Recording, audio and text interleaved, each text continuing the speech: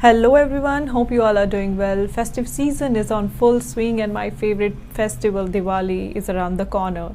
I wish you all a very happy Diwali. May the lights of Diwali remove the darkness and sorrow from your life and also illuminate your path to success.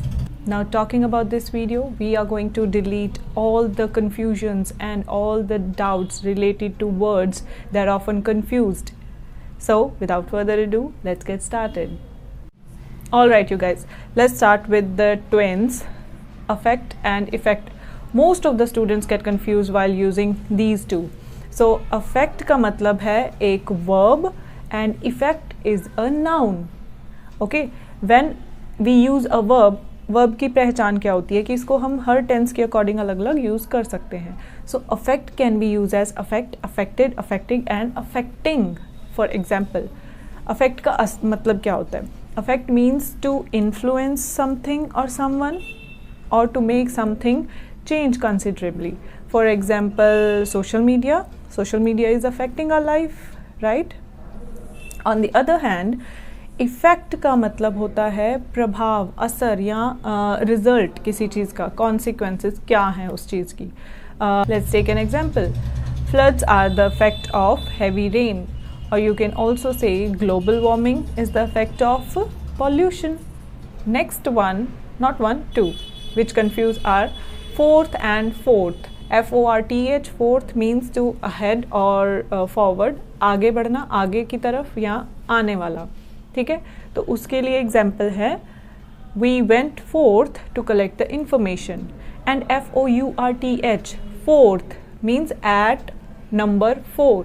जो चौथी जगह पर होगा उसके लिए हम fourth use करते हैं. For example, he got his fourth promotion.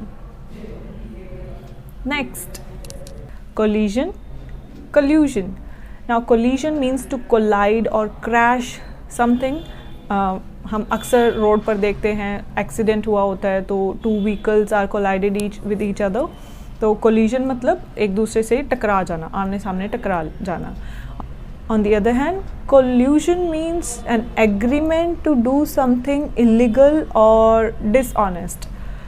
For example, the drugs entered the country with the collusion of terrorists and the police. So in one of my previous videos, मैंने आपको famous के लिए एक synonym बताया था adjectives में. What was that? Eminent, correct. So उसका ही एक रिजेंबल करने वाला वर्ड है इमिनेंट. ये भी बहुत कंफ्यूजन क्रिएट करते हैं. So eminent means famous, well known person, whereas imminent means something likely to happen which is not pleasant, which is not good.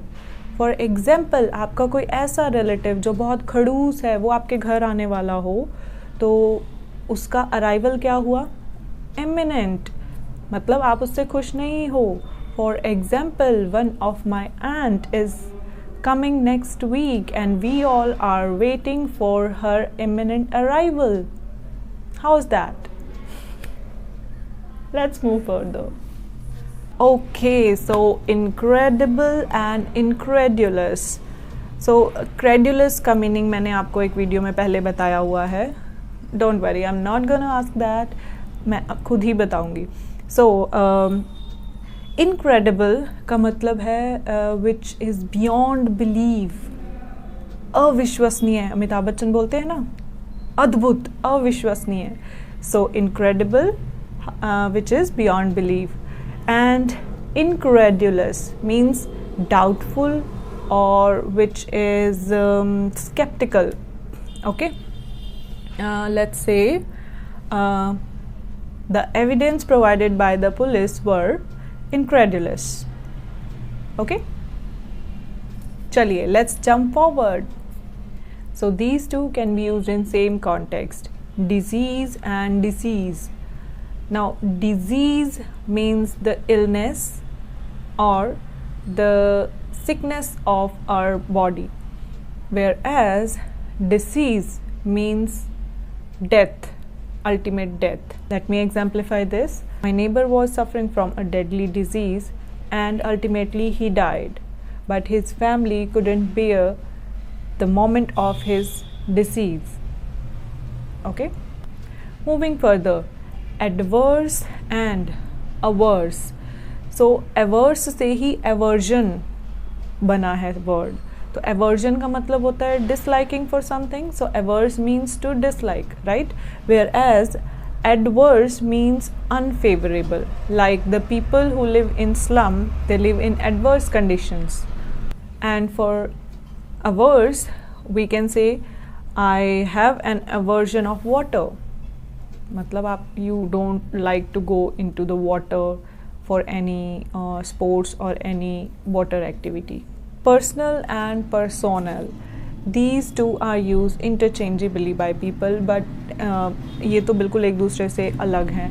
Personal means private, related to one specifically. मतलब अगर कोई चीज़ मेरी है तो वो specifically मुझसे related है and that is my private. Okay? Whereas personal means the people who are employed in a firm or in a company, employees बोलते हैं जिनको. Okay?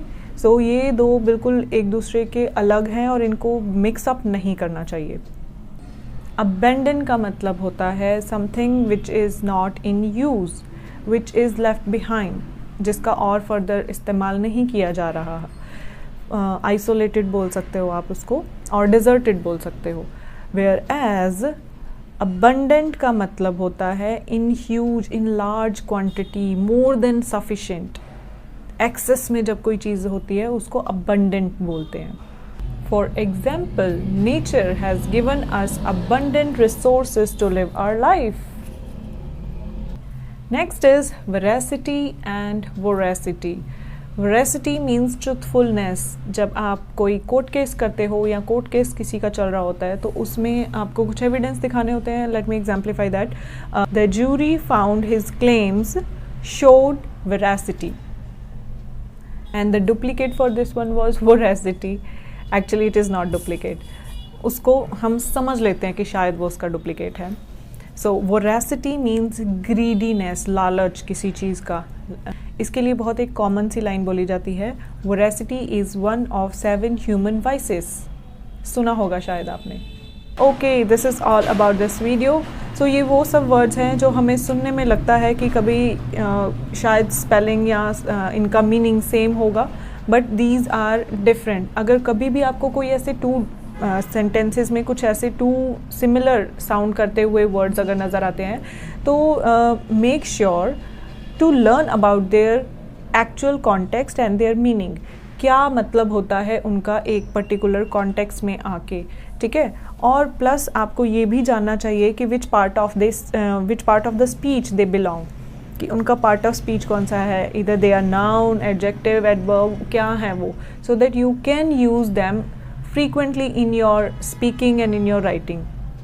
एक लैंग्वेज को जब हम सीख रहे होते हैं तो हमारे सामने बहुत से ऐसे नए वर्ड्स आते हैं, तो जब तक आप उसको रूट से नहीं पकड़ोगे कि वो है क्या, किस तरीके से यूज़ किया जाना चाहिए, और जब आप एक न्यू वर्ड देखते हो तो उसके कई एग्जाम्पल्स देखा करो कि इसको किस किस फॉर्म में यूज़ किया गया है.